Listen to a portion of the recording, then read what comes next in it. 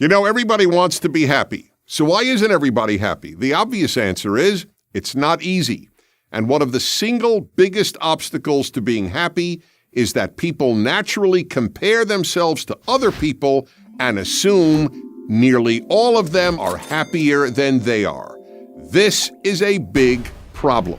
So how would you like an equation to determine the exact amount of unhappiness in your life? Well, I am here to tell you that I have developed an equation. It is U equals I minus R.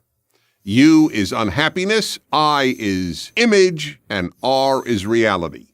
The difference between the images you have had for your life and the reality of your life is the amount of unhappiness in your life, which gives you an idea of how powerful images are in hurting us.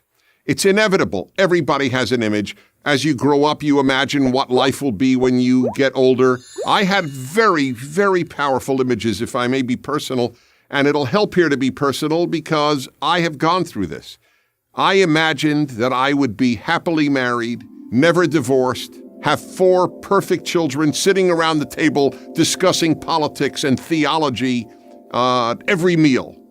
Well, it didn't quite turn out that way. I was divorced. I was divorced with a child.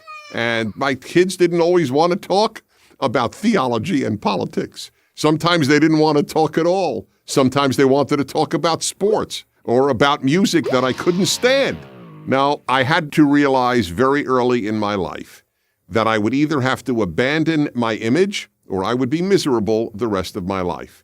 And this is true for just about everybody. Very few people live out the image that they had assumed their life would follow and become. That's what the midlife crisis in so many people is about, whether it is male or female, especially for men. They reach 35, 45, 55, and then they think, wait a minute, I'm not nearly what I had assumed I would be in terms of accomplishment and achievement. I thought I would be the CEO. I thought I would be a president. I thought I'd be the president of the United States. I thought I would be earning this amount of money. I thought I would be one of the most respected members of my community. And then I would say every man ultimately fails the image that he has had for himself. That's the biggest part of what midlife crisis is about.